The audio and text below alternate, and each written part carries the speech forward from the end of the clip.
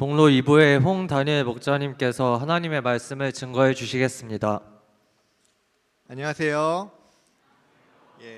전국 각지에서 오신 여러분들을 진심으로 환영합니다.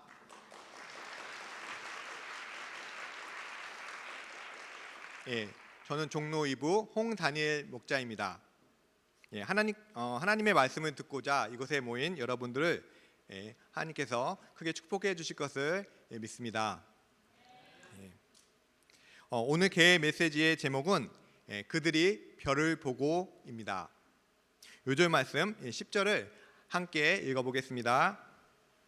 시작.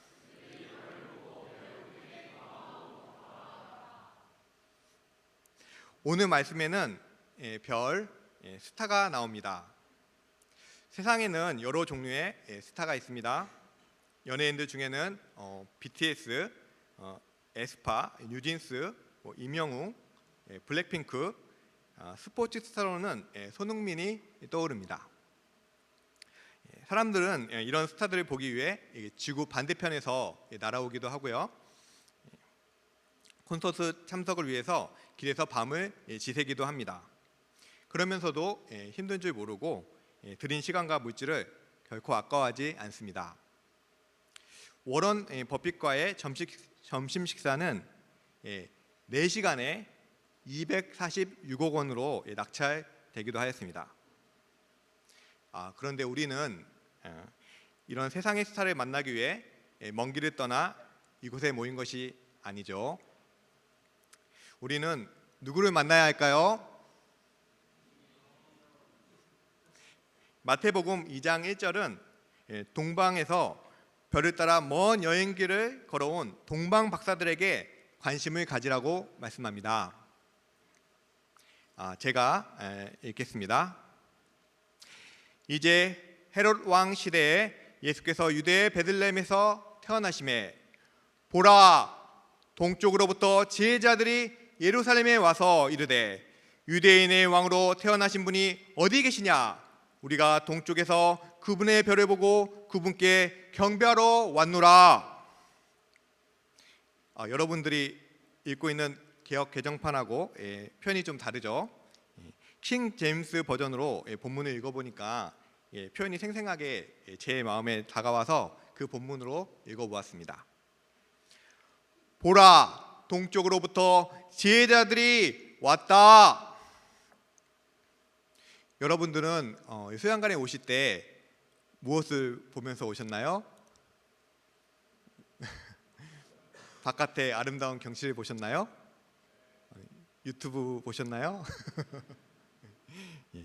다 좋습니다. 그런데 이 시간에는 주목하셔야 합니다. 보라, 동쪽으로부터 지혜자들이 왔다. 저 멀리 동방에서 온 박사들에게 집중하라고 말씀하고 있습니다. 성경은 왜 이들에게 주목하고 있을까요? 이들이 최고의 석학들이고 지혜자들이기 때문입니까? 아니면 이들이 지체 높은 고위직 사람들이라서 그렇습니까? 그런 이유 때문은 아닐 겁니다. 성경이 이들에게 감탄하면서 주목하라고 말씀하는 이유는 이들이 하늘에 반짝이는 별을 보고 예수님을 경배하러 왔기 때문입니다. 박사들이 동방에서 별을 관측하고 있을 때였습니다. 박사들 중 하나가 처음 메시아의 별을 발견하고 이렇게 외쳤습니다. 와, 대박! 저거 다니엘 선생님이 말한 그 별 아니야? 유대 땅에 드디어 메시아가 태어났어. 먹을 것에 진심인 사람은 자신이 먹고 싶은 것을 꼭 먹어야 됩니다. 여기도 그런 분들 계시죠? 친구와의 의리에 진심인 사람은 친구가 어려움에 빠지면 꼭 도와줘야 됩니다. 박사들은 메시아를 찾는 일에 진심이었기 때문에 메시아의 별을 본 이상 경배하러 꼭 가야만 했습니다. 그들은 짧게 잡아도 편도 6개월이라는 엄청난 시간을 투자하여 예루살렘에 도착하였습니다. 하나님은 이런 진심을 가지고 있는 동방 박사들을 주목하여 보고 계십니다. 그리고 우리에게도 그들을 주목하여 보라고 말씀하십니다. 전능하신 하나님은 예수님의 탄생을 어떤 식으로든 세상에 알리실 수 있으셨어요. 태양을 멈추게도 하고 홍해도 가르시는 분이시지 않습니까? 하지만 하나님은 밤하늘에 빛나는 별을 통해 예수님의 탄생을 알리기로 정하셨습니다. 온 세상을 심판하러 재림하신 예수님은 태양처럼 이 땅에 오실 것이지만 한 아기로 이 땅에 오시는 예수님은 밤하늘에 반짝이는 별처럼 이 땅에 오시기 때문입니다. 그런데 누가 그 별빛에 관심을 둘까?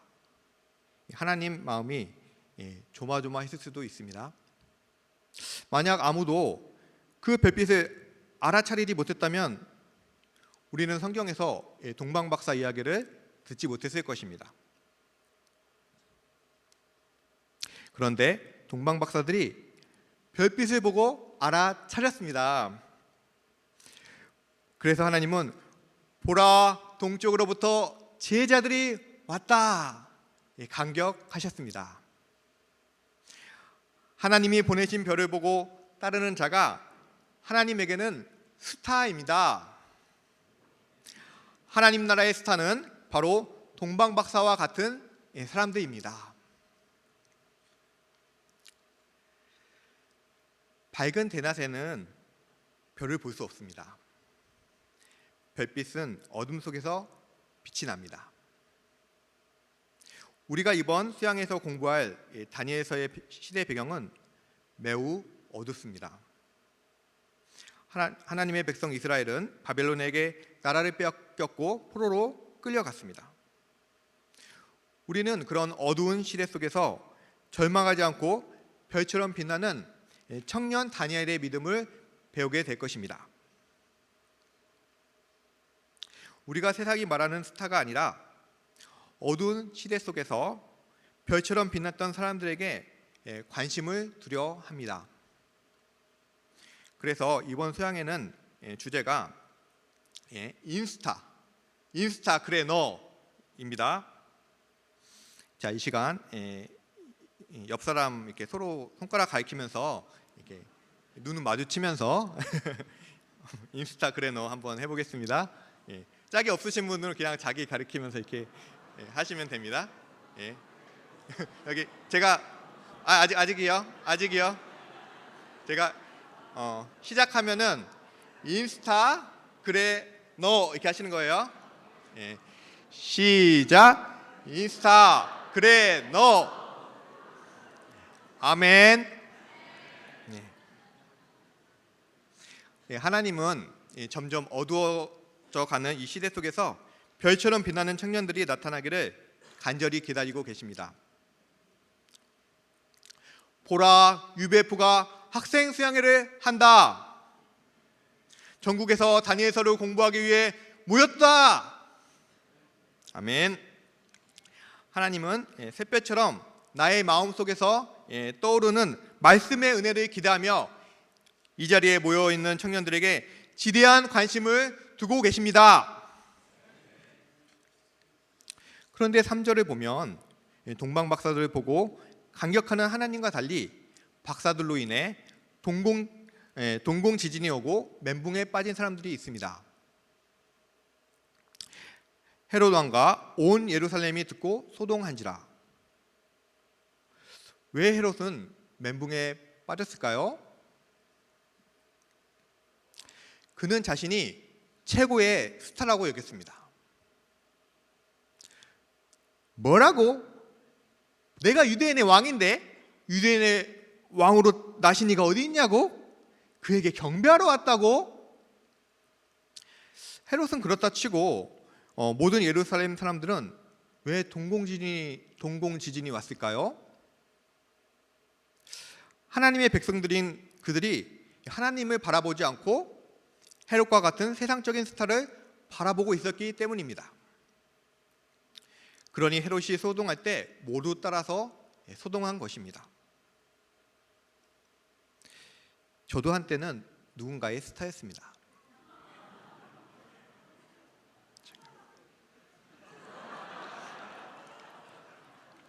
초등학교 6학년 여름방학을 하루 앞두고 학급의 여자아이 2명의 전화를 받았습니다.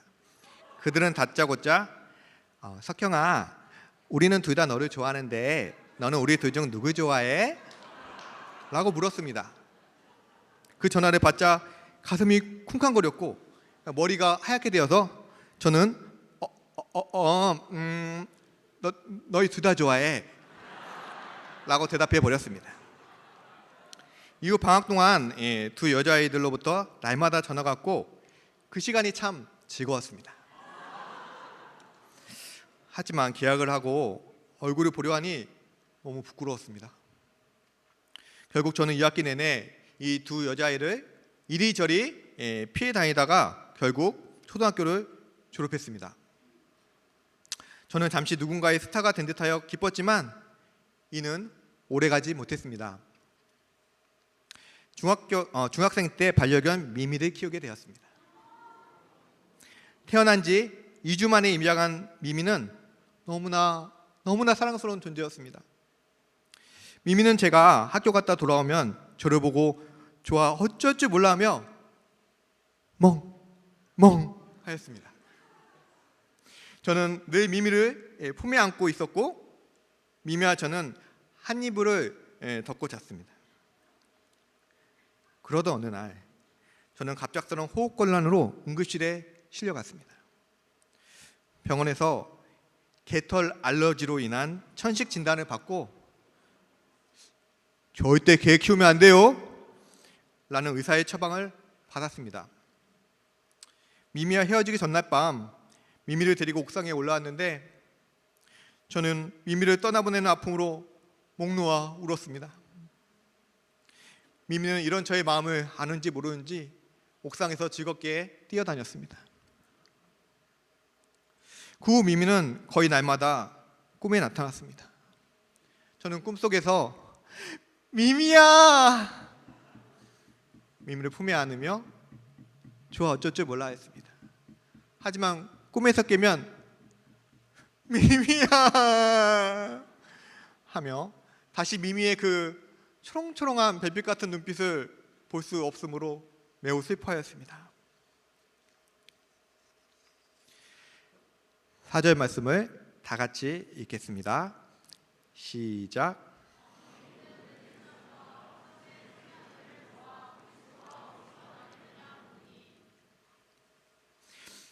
헤롯이 아기 예수님을 죽이려고 대제사장들과 백성의 서기관들을 모아 묻습니다.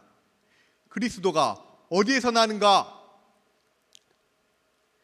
헤롯은 아기 예수님을 죽이기 위해서 이렇게 묻고 있는 것입니다. 그러나 헤롯이 이 질문을 하자 무슨 성경 퀴즈 시간도 아니고 종교 지도자들로부터 금방 대답이 튀어나옵니다. 네, 유대 베들레헴입니다. 그들은 아무 고민이 없어 보입니다. 성경 말씀을 맡고 있는 성경 선생들이 하나님의 마음을 알기는커녕 그리스도의 생명을 누리는 헤롯의 앞잡이 노릇을 하고 있습니다. 메시아가 탄생했다는 것을 알고 나서도 성경 선생들이 이렇게 행동했으니 그 시대는 얼마나 어둡습니까? 어두운 시대를 별처럼 깨워 밝히는 성경 선생이 절실하게 필요한 시대였습니다. 7절을 보겠습니다. 헤롯은 베들레헴으로 당장이라도 군대를 파견할 기세였는데 다행히도 그렇게는 하지 않습니다. 그는 박사들을 은밀하게 부릅니다. 잘 다녀오고 나도 경비하러 갈 테니까 오면서 들려서 아기가 어디 계신지 좀 말해주구려 하며 박사들을 안심시키며 베들레헴으로 보냅니다. 음흉한 헤롯은 박사들이 들어와서 이 아기가 있는 곳이 어딘지 알려주면 암살자를 그곳으로 보내어 아기를 죽이려는 의도였습니다. 박사님들, 그곳에 가면 안 됩니다. 헤롯이 알게 되면 예수님이 죽는다고요. 말하고 싶은 이 대목입니다. 9절을 제가 읽겠습니다. 그들이 왕의 말을 듣고 떠나가는데 보라, 동쪽에서 그들이 보았던 그 별이 그들보다 앞서 가다가 마침내 그 어린아이가 있던 곳에 멈추어 서니라. 2장 1절에서는 동방에서 온 박사들을 보라고 했습니다. 그런데 이번에는 그 별을 보라고 합니다. 그 별은 박사들을 예루살렘까지 오게 한 바로 그 별입니다. 이 별이 아마도 한동안 박사들의 시야에서 사라졌던 것 같습니다. 그러나 이제 그 별이 밤하늘에 다시 나타났습니다. 그리고 그 이 별이 그들보다 앞서가다가 마침내 악이 있는 곳 위에 멈추어 섰습니다. 이 별은 예수님이 탄생하신 곳의 위치를 정확하게 알려주고 있습니다. 저 멀리 동방에서 별빛을 바라볼 때는 그 빛이 그리 선명하지 않았습니다. 어디를 가리키는지 좀 분명하지 않았어요. 그런데 이제 별빛이 가리키는 곳이 선명해졌으니 그들은 얼마나 기뻤을까요? 요절 말씀인 10절을 다 같이 읽겠습니다. 시작.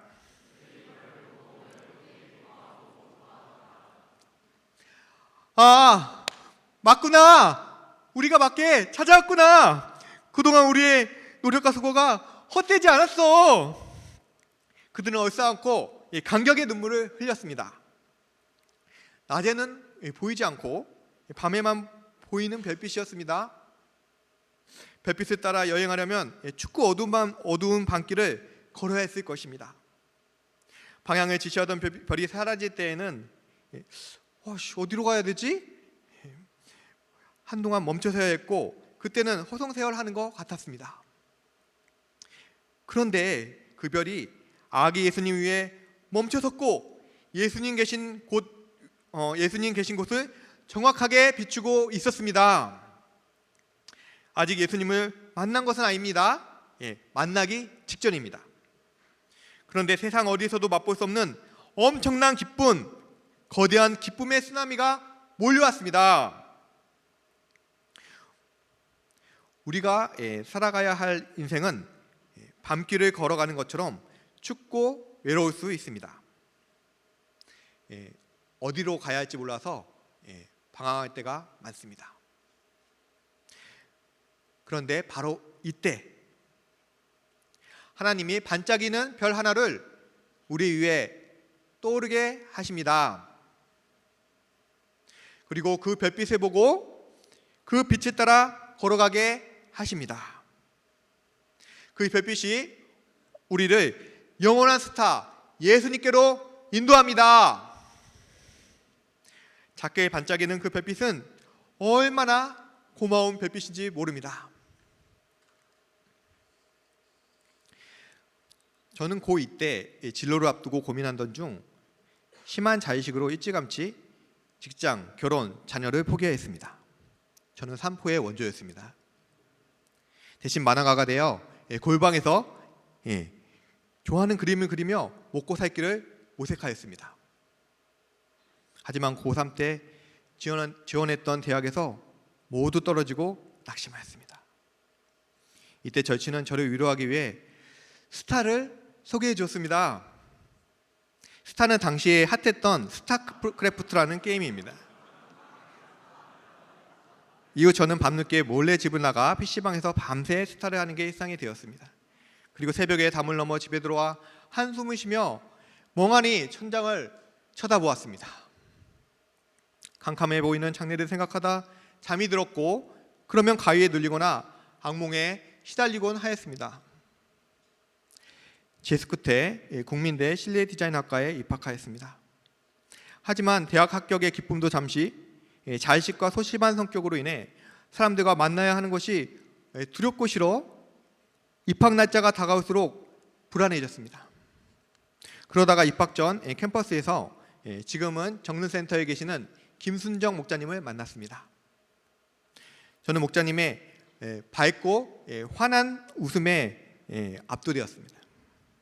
목자님은 제게 설문지를 이렇게 내미셨는데 거기에는 변화를 꿈꾸는 새내기에게 라는 문구가 적혀 있었습니다. 저는 변화라는 단어가 저의 눈에 별빛처럼 반짝였습니다. 그 옆에는 요한복음 8장 32절 진리를 알지니 진리가 너희를 자유하게 하리라 이 말씀이 있었는데 이 자유라는 단어가 별처럼 반짝거렸습니다. 신입생 때 저는 나름대로 대학생활 적응을 위해서 OT, MT, 술자리 등에 참석하며 노력을 하였지만 여전히 극심한 내면 문제로 인해 사람들과 관계성을 맺지 못하였고 마음은 캄캄한 밤처럼 어두웠습니다. 마침 이때 목자님은 저를 국민대 공대 지하에 있는 허름한 UBF 동아리 방으로 초대하셨습니다. 캄캄한 계단과 온갖 낙서가 되어 있는 복도를 지날 때는 좀 불안하였습니다. 하지만 동아리 방에 들어가니 여러 목자님들이 밝고 환한 얼굴로 저를 반갑게 맞이해 주셨습니다. 그분들의 얼굴이 밤하늘의 별처럼 빛나고 있는 것 같아서 제 마음도 환해지는 것 같고 저도 그분들이 소유한 그 은은한 빛을 갖고 싶었습니다. 그렇게 처음 성경 공부를 시작하게 되었고 말씀은 밤하늘의 별빛처럼 총총 제 마음에 임하였습니다. 어느새 종로센터 소감 모임에 참석하고 주일 예배도 드리게 되었습니다. 그리고 2000년 여름 수양에 참석하여 예수님을 인격적으로 영접하게 되었습니다. 예수님을 영접하니 저 멀리 있던 별빛이 제 마음속으로 쏙 들어온 것 같았고 보이지 않던 것들이 보이기 시작했습니다. 그동안 제가 자유하지 못했던 것이 사춘기 시절 겪은 일로 인한 트라우마, 그로 인해서 성격이 소심해져서가 아니라 진리를 알지 못해서인 것을 알게 되었습니다. 그리고 진리 대신 예수님이 제 안에 들어오자 저를 속박하던 모든 것들이 하나둘씩 떨어져 나가는 체험을 하게 되었습니다. 그런데 예수님을 믿고서도 꿈에 계속 미미가 나타났습니다.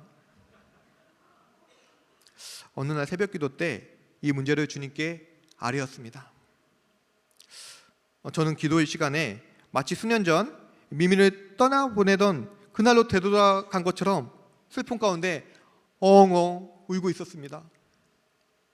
저는 환상 중에 미미의 목줄을 주님께 드렸고 주님은 미미를 데려가셨습니다. 그 후 더 이상 꿈에 미미가 나타나지 않았습니다.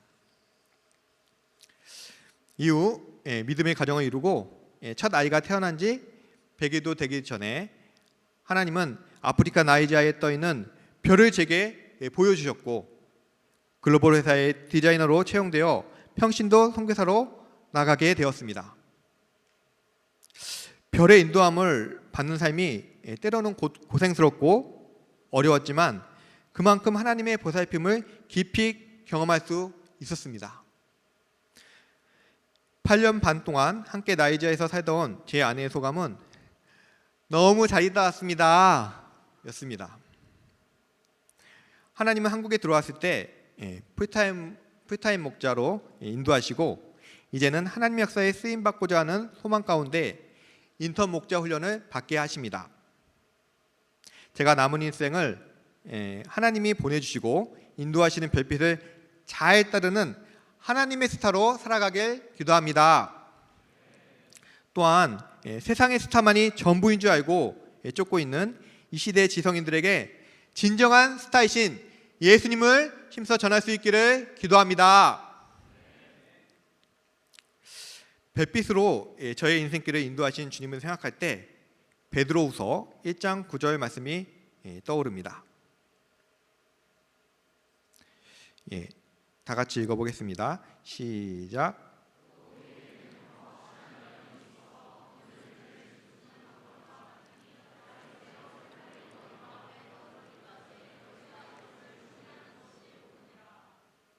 베드로는 변화산에서 하나님의 음성을 직접 들었던 사람입니다.